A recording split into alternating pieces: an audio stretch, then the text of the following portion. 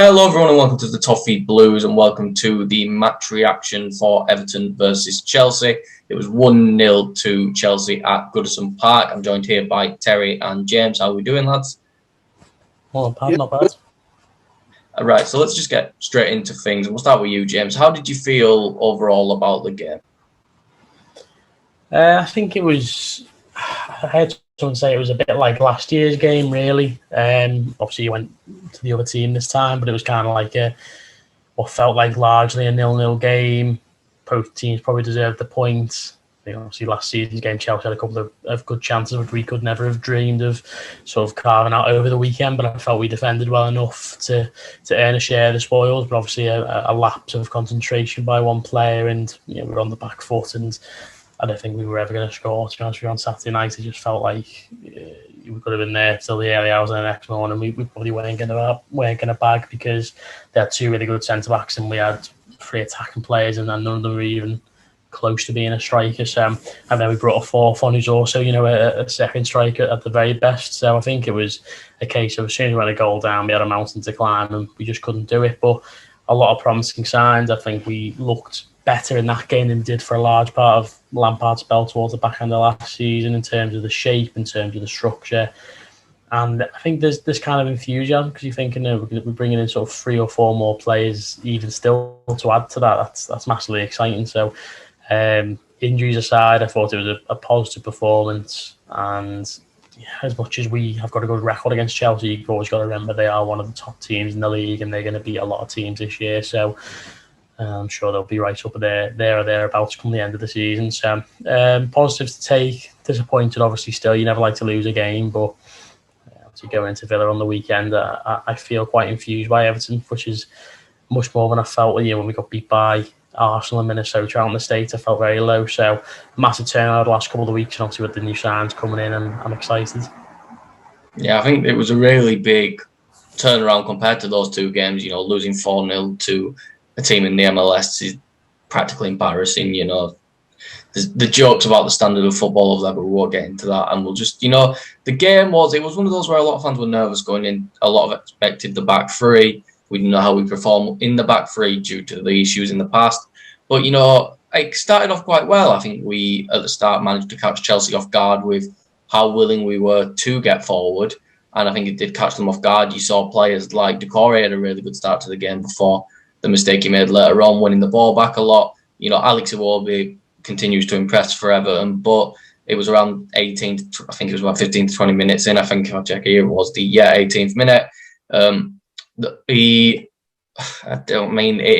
the referees not doing the job again, not flagging offside, which then leads to Ben Godfrey breaking his ankle or doing some sort of damage to his ankle, trying to tackle. I don't remember who it was, but he goes in for a tackle after the back pass, and then all of a sudden, it's a nightmare after that. I don't know. Have you lot seen? I'll ask you, Terry. Have you seen the video of it? Yeah, it's horrific. What he does to his leg is horrific, and the situation that led to it. Like, it's a loose back pass, and okay, they happen, whatever.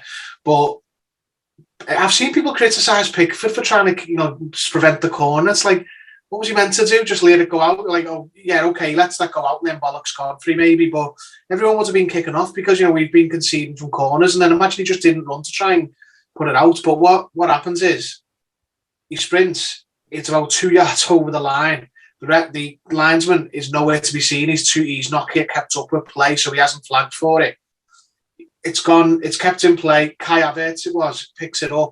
Dole's on the ball, and then Godfrey, again, acting like you'd want him to, is trying to correct his mistake, because as far as he's concerned, in that moment, Chelsea could be an on goal here, and it's his fault for a loose pass. So he flies in to, his trademark Ben Godfrey, hard slide tackle. But because he's done it in desperation, he's injured himself, and he's injured himself badly. So been let down by the officials so much because he doesn't make that tackle if it's just blown for the ball going out of play, and it's just, he was the, we brought in Connor Cody, and Tarkowski's going to play. Ben Godfrey was going to be the third man in that back three. He was going to be the pace. He was going to, he's the player of the, other centre-backs who probably got the most faith in, he's going to develop into a better player. And now he's had three months knocked off his season, at least 3 months. He probably won't be back until after the World Cup. He's probably helped by the fact that the World Cup break's going to come and he'll have probably a mini pre-season. And then he'll come back in, after the World Cup and he'll be all right. But it shouldn't have ever happened like that. But the game itself, notwithstanding the other stupid thing the referee did, was giving a free kick for Sterling, just dropping to the floor just before the penalty. Yeah, I was happy with a lot of things. Took a lot of positives from, even though it was a defeat. I think the structure of the team and the defending was great compared to what we'd seen last season. Much more solid, much more reliable, kept tight as a unit. The only problem was the defence was toothless. You could just tell they trained for a week, maybe more, with Calvert-Lewin in the team, and they just stuck to that sort of coaching and that game plan. But the most important part of it wasn't there. McNeil couldn't really do anything because he had no one to really create for. He had no one in the box who could keep hold of it.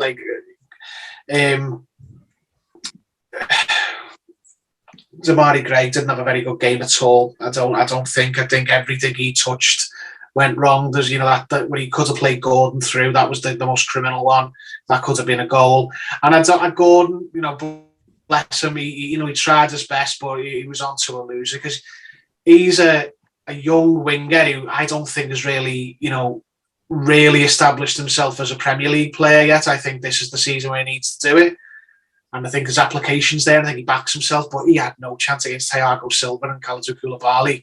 He just both had his cards all game. So, on the whole, there was a lot of likes about the performance, but the shortcomings were glaring. We had no focal point, and this team and this formation is set up to work off a focal point. And Calvert-Lewin will come back, but we can't just rely on him because we were told 4 weeks last season and it turned into 6 months. We can't just go back to having runs on every week. If Calvert-Lewin's recovery doesn't go as planned, we need to bring in someone quickly who can help carry that burden. Yeah, I think there was a glaring call up front, like you said, and Anthony Gordon tried, and God loves a trier, but unfortunately, he's not 6'3" and can jump 2 meters off the ground like Calvert-Lewin can, and it's one of those where. But see what they wanted to do. They were trying to get the centre backs to be turned the other way, put the ball over the top of them and get a run on them. And it did happen once when Thiago told Mendy to come out a goal, and he never. It was the one time that worked. But then the very experienced defenders, they weren't soft. They knew these aren't playing with a striker, and they've got 3 young players up front. These are going to try and get us running back towards our own goal. So don't let them. Just experience killed our 3 forwards, and you can't really blame them because better strikers than them have struggled against Thiago and Koulibaly, and Aspilicueta is not a slouch either. It's one of those in 8 where he played against 2 absolutely world-class centre-backs in Thiago Silva and the debut in Koulibaly, who, unfortunately had a great debut against us. But it's one of those where I think there were a lot of impressive aspects about it, especially against a team of Chelsea's calibre, a team, with money to spend, with a team that, only recently won the Champions League. And it's one of those where are Everton going to do the Everton thing and collapse against Aston Villa, Nottingham Forest, the teams we come up against next? Or is it going to be one of those where we actually learn from this and adapt from it? Our next game is an away game, I think, against Villa. And it's one of those where we'll see if there is a difference. But I think it's one of those where the new players definitely impressed. And I'm going to count Nathan Patterson as one of the new players. I think it was his Premier League debut. I think Tarkowski was fantastic. I think he looked like a real leader. His passing was fantastic. It was one of those where you noticed the difference in quality between Tarkowski and what we already had instantly. And, Patterson going from Seamus Coleman barely being able to run down the line, trying his hardest, to Patterson flying down, being willing to go for the ball, willing, to get forward. It's a really promising sign. James, what were your opinions on the new players in? And McNeil too, who I thought was quite impressive when he was given the chance, a hard worker.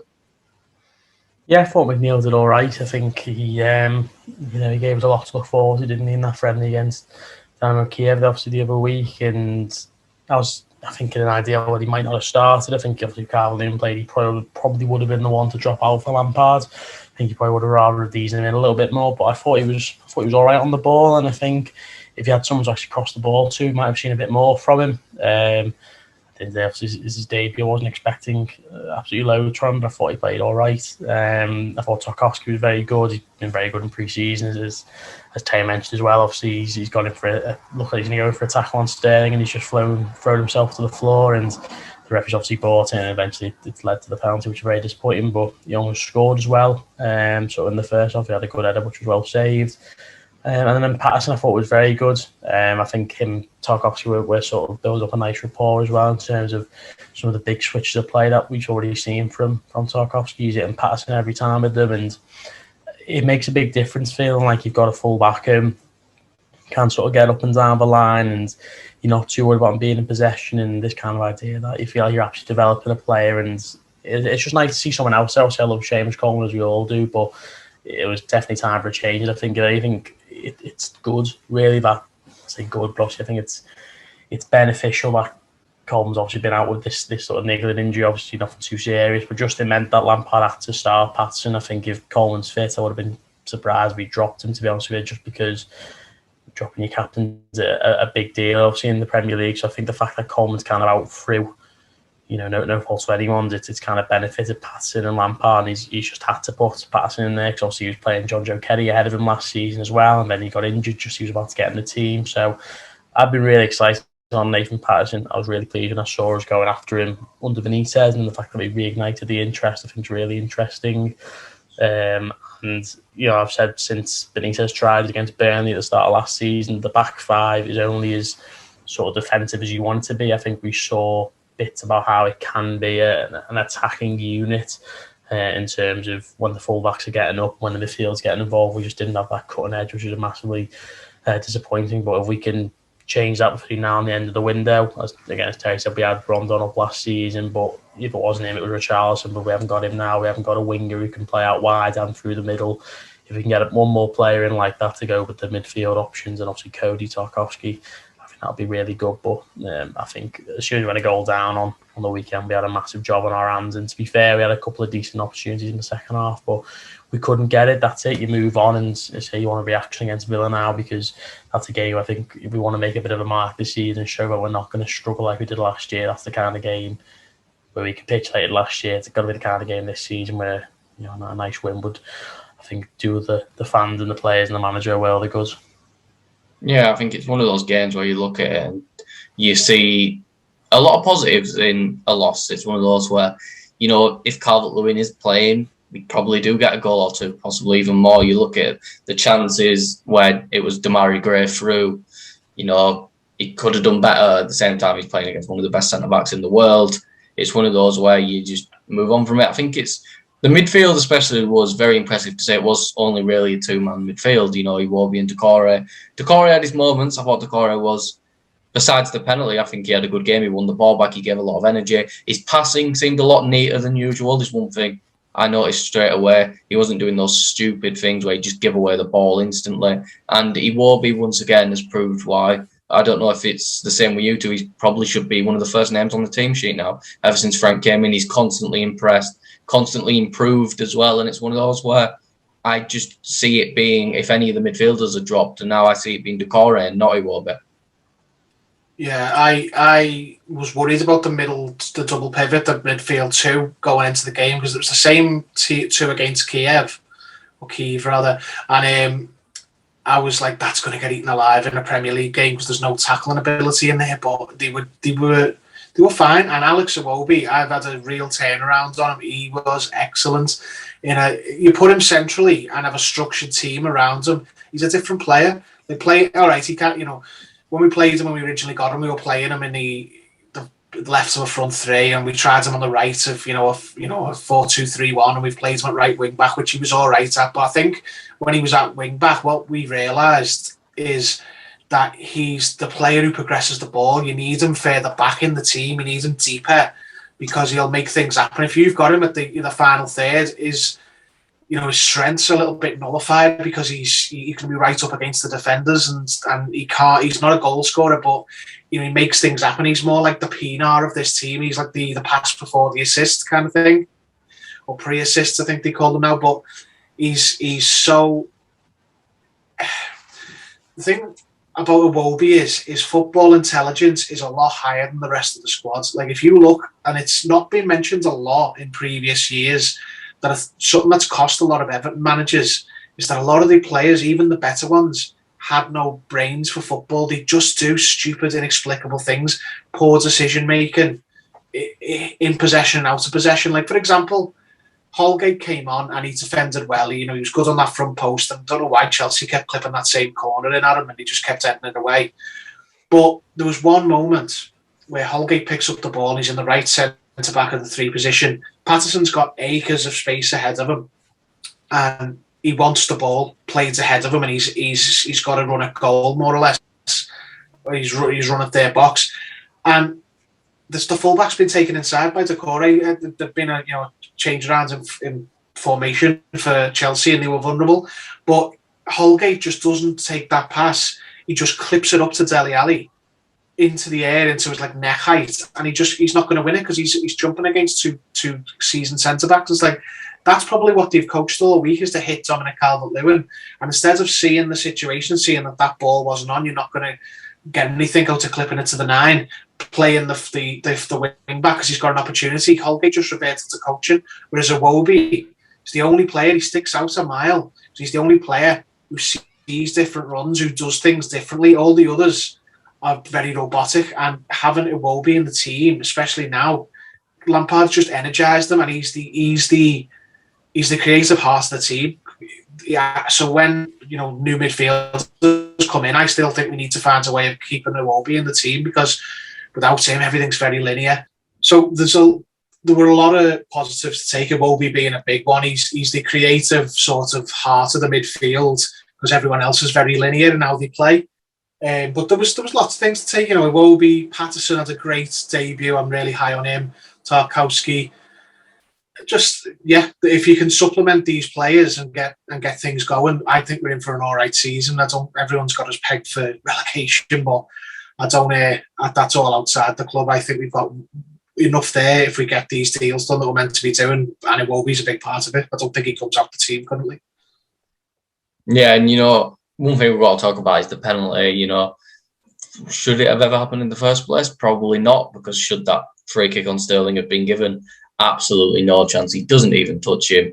But it's not really a surprise. Can't really slag Sterling off for it, because he's just taking advantage of crap referees. It's one of those things where it's unfortunately it's a problem with the referees, and it's a problem that won't be fixed. It's one of those we talk about it seemingly every week, because it seems to always happen to us. But it's one of those where the standard of this league probably has the worst in the top 5 leagues, possibly even top 10 leagues for standard of officiating. It's absolute crap, and they base it off longevity instead of actual ability to referee a game. But if we talk about the actual penalty, do you think it was... Well, I personally think it was stupid on Decore. I don't know if this was me being naive and just hoping. It looked like Yerry Mina might have got to it, but then, Decore comes, puts an hand on Chilwell. Chilwell goes to the ground, and a penalty is given. James, do you think it was a stupid move on the part of Decore, or do you think he had to do that to possibly stop a goal?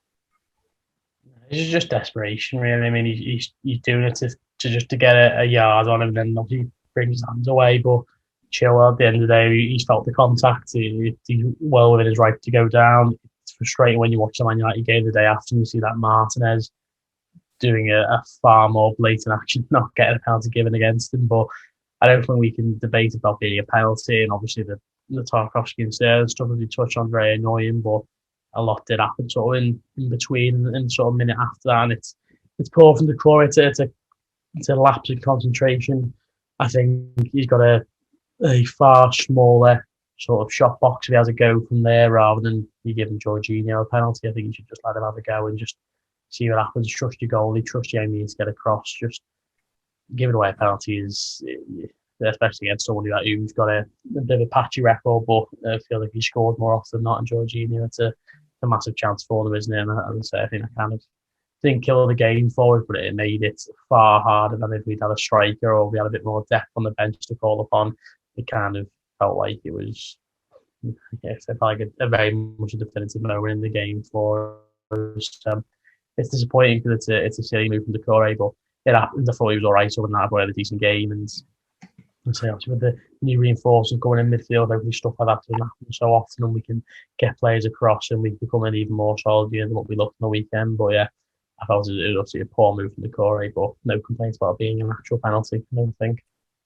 Yeah, I mean, defensively, I thought we were nearly immaculate, but it was just that one moment of madness. And Chilwell's, he's bought the penalty but Decore was selling one. You know what I mean? He can't put his hands all over him in the box. It's going to happen. Like whether he's dropped to the floor or not, Decore's initiated contact, and we can point at the free kick prior to that. The Sterling just fall to the floor, but we've just made it easy. Chelsea weren't going to score unless we gave them the goal, and that's what we did. We gave them the goal. It's just one of those days. Another day, it's not a 0-0 game. It's a 1-1 game because we put away a chance or create something different. But it's one of those losses where you can sort of point to it and go, you know what? There's a lot to take from that, and that's the way I felt when the game finished. Like, I wasn't down about it. I can't remember if we ever had a game last season where we got beaten. There was something to take from. I was just trying to think then. I can't, off the top of my head, think of any games that we got beaten last year where you're like, you know what, it was something good to take from that. I can't think of any. For years, when we've been beaten, you like say, Everton fans are dead impatient, and they don't no, but you can't be patient and get behind things when you can't see what you're getting behind. Whereas now you look and you go, okay, I can see that formation, I can see that style of play, I can see that plan. And I can get behind that, and I'm willing to take a bit of pain. That's going to be games where we're just a bit short up front. We couldn't make our chances count, or we've defended dead well, but there was a mistake there. Everton fans are some of the most intelligent, sort of well-informed fans in the country. It's a Scouse thing, I think. It's Liverpool fans are the same. And I don't mean Scouse like you have to live here and the second you get outside Merseyside. I just mean this sort of football community of Everton fans and probably Liverpool fans as well. They're very football savvy, but it was never impatience. It was just like, well, we're not building anything. We're just buying players and just placing them in and hoping they do well. Now, for the first time since Mashiri's release came in, there's something to hang your hat on and go, okay, we're going to lose some games, but I can see what we're trying to do and what we're trying to build, and it'll get better. So that's why people have come away from this result, or a lot of people have come away from this result, and are going, we've lost the first game and we're going to get relegated and all that. We're not unreasonable fans. We're just portrayed as that because we've had years of having nothing to work with, frankly. Yeah, it really is one of those where if you look back in the seasons of the past, it's like James mentioned, like you mentioned, there's not many Everton games where we lose and go, yeah, good, yeah. Good to take away. Usually we get pumped. We either win games or get pumped. Usually that's how it works. There's not many draws, and someone will probably bring up a stat where we draw like 13 games one season or something. But it's one of those where it seems to only go one or two ways at this club. And the one thing a lot of Everton fans has asked for is progression.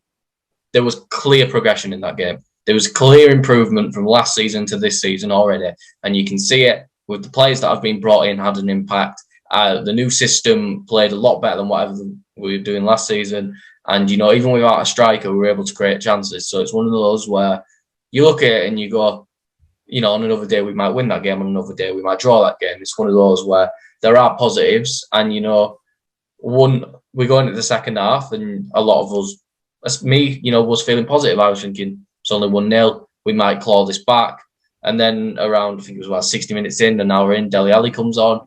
And I just want to get this one little rant out of the way because I like Dele Alli.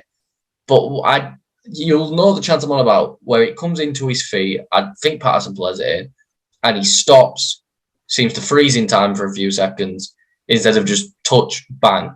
It just really the thing is with Dele Alli is what it seems like is it just seems like a confidence thing. This is when I say this, I don't expect him to go back to 2015. No one expects that. But it's one of those where he looks like a player where if he can just get a bit of confidence, maybe he'll improve. But it's one of those where it seems to take so long to get him that confidence that it's almost a hindrance to starting. Do you think that is right? Do you think it's one of those ones where maybe if he excels a bit in the cup competitions, that'll improve? Or do you just think Dele Alli is just one of those where he's just going to be a permanent squad player forever and from now on? He's got to start a game eventually, hasn't he? I think he started one, and it's like, I thought he was nailed on to start, stuck a fiver on to score, actually. And I was very disappointed to see he wasn't even playing, but it's one of them where it's like, I thought he had a positive pre-season. He scored a couple of good goals. I thought the second one was against Blackpool. I just love that one because it was Dele Alli of 2016, 2017, whatever it was, and he was very good with Tottenham, where he's getting into the right areas. He had the striker's instinct. He gets a little flicked head on it. I just love that goal, and I am excited for him. I still think he's got something to offer us, but I'm not sure why, if he is at the level that you kind of want him to be, you think he might be. I'm surprised he didn't start on the weekend. It looked like I'm probably going to kind of use him as backup for Calvert-Lewin until we get a new striker, and then he gets to the league games and it doesn't happen. So it's going to be interesting to see what kind of role he plays this season. I'm desperate for him to come good, as I'm sure we all are, but if he's not starting yet, I am starting to get a little bit nervous about him, so we'll see how the next few weeks pan out.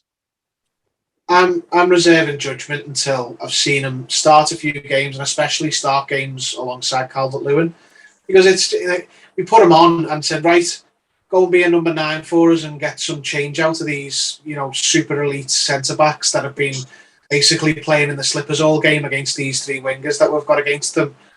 And what could he have done? Like, he's not Marwan Fellaini. We can't just throw him up front and go, well, you're a midfielder, but you're dead strong, and you've got great chest control, and you'll control all these crosses and stuff.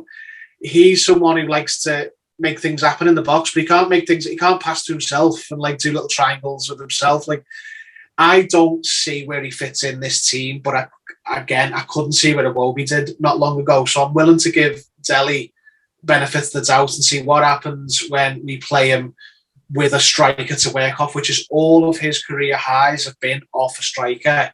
Okay, the striker he was playing off was quality, but he was never someone who led the line by himself. He was always someone who had other players in and around him to work with.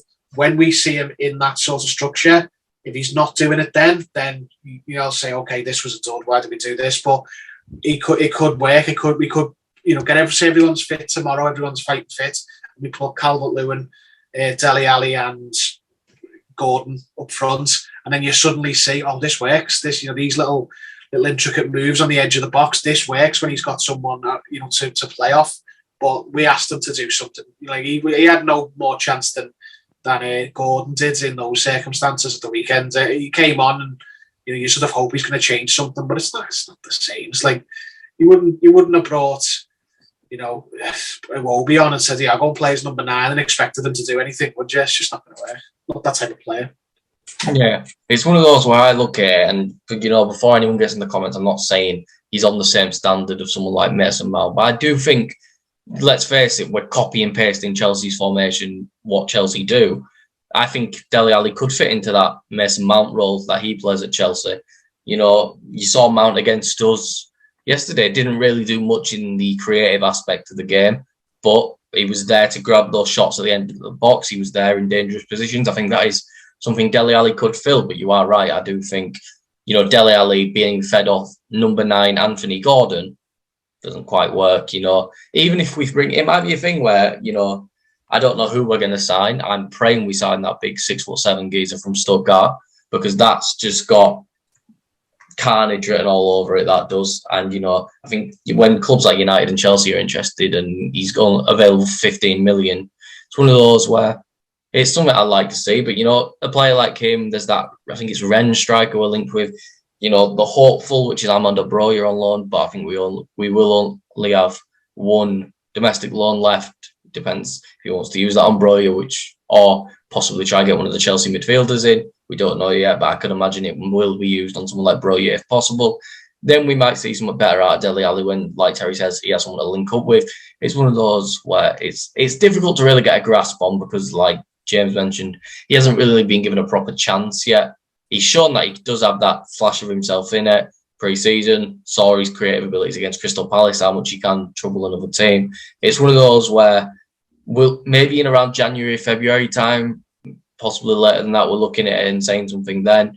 But, it's one of those where hopefully he does come good, because there is still clearly a player in there.